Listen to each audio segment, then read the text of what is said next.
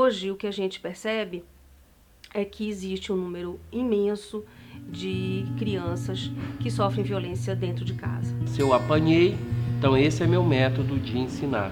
É batendo, é violentando física, psicologicamente o meu filho.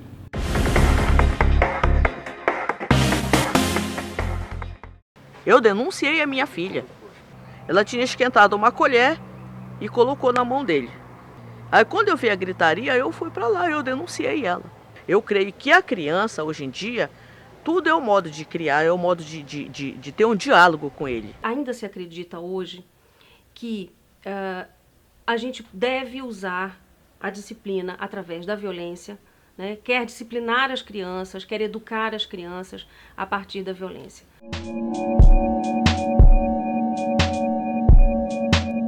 A gente, historicamente, aprendeu a conviver, né, de forma a ter na violência algo central, como algo que fundamenta todas as nossas relações. Então, eu só sei resolver conflitos a partir da violência. Porque a violência doméstica, em si, o nome já diz, é um ambiente que é privado, né? Então, quando ocorre nesse ambiente privado, existe mais resistência e, às vezes, por sofrer ameaça, né, essa denúncia ela não é feita. Já aconteceu isso na rua lá de casa.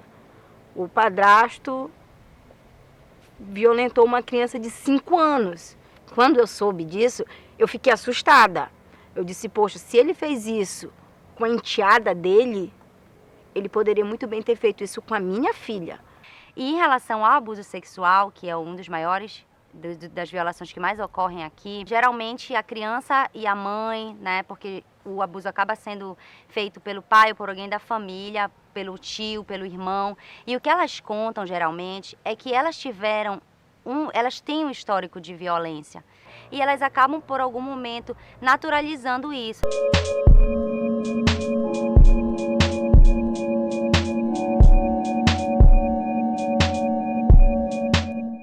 A questão do estatuto, ela é fundamental porque ela pode nos ajudar a fundamentar a questão dos relacionamentos entre as pessoas, né, de como a gente vai tratar a criança ou adolescente. Ou seja, a responsabilidade é da família, mas também é do Estado.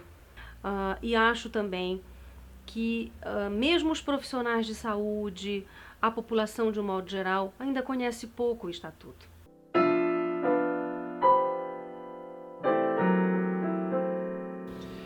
Em relação às denúncias, eu acho que o primeiro ganho é ter a resposta imediata.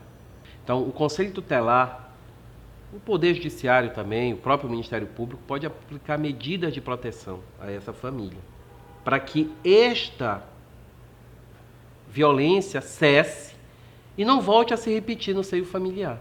Quando chega na responsabilização do agressor, eles temem que não seja de fato feita essa responsabilização e a denúncia acaba não chegando, né? Quando chega já são casos extremos, que às vezes a criança teve que ir para o hospital, né? Porque foi cortada, porque está muito machucada, né? Ou a criança engravidou, está gestante do próprio pai, do próprio tio. Porque o fato desse agressor não ser responsabilizado enfraquece outras famílias de denunciarem. Disque Direitos Humanos, posso ajudar?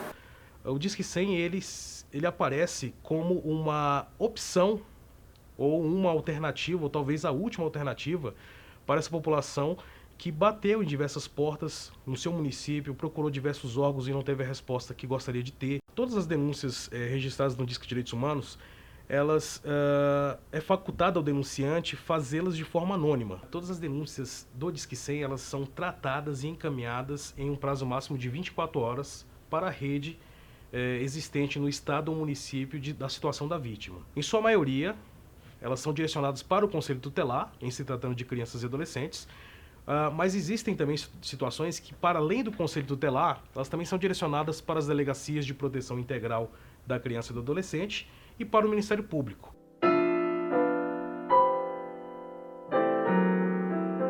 O Estatuto da Criança e Adolescente, no seu artigo 13, que diz que os casos de suspeita ou confirmação de maus-tratos contra a criança e adolescente deverá ser obrigatoriamente encaminhado ao Conselho Tutelar. comunicação compulsória. Ou seja, mesmo que a vítima não queira, os órgãos têm que comunicar ao Conselho Tutelar essas notificações.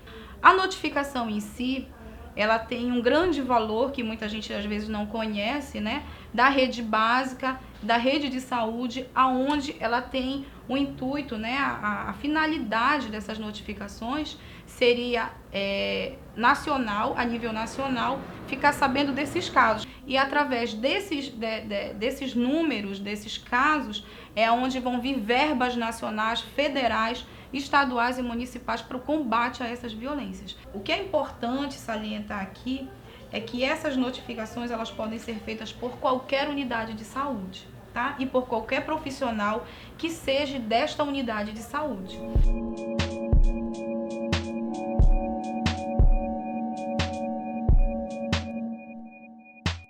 Muitos agentes comunitários de saúde, por exemplo, têm esse conflito, não é?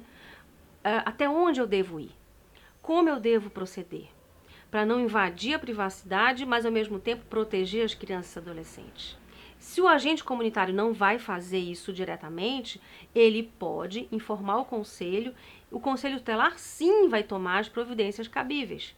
A escola precisa entender, e nós educadores e educadoras precisamos entender, que a gente é parte de uma rede de proteção e que, identificada uma situação de violência na escola ou pela escola, essa escola tem que acionar essa rede de proteção.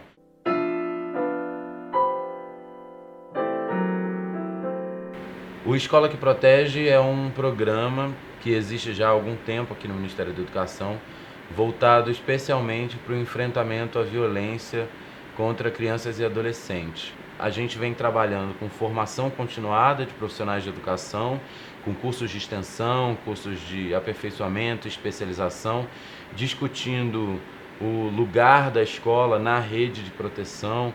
A gente produziu recentemente um kit de materiais do Escola que Protege, com 3 publicações e que foi distribuído para 45 mil escolas públicas brasileiras, especialmente em 166 municípios prioritários.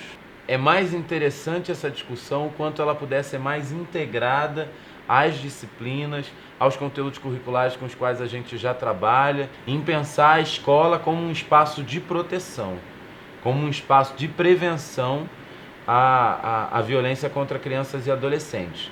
A criança, ela precisa, ao longo do tempo, obviamente, que a gente dê limites, ela precisa de orientação, ela precisa de acompanhamento. Se ela fez algo que eu acho que é errado, eu preciso até discutir com ela, né, mostrar para ela o que ela fez de errado e pensar com ela o que ela merece. Eles têm vozes, eles falam, eles pensam, eles percebem a sua realidade, né? A gente precisa realmente parar para ouvir, realmente ouvir o que as crianças têm a dizer.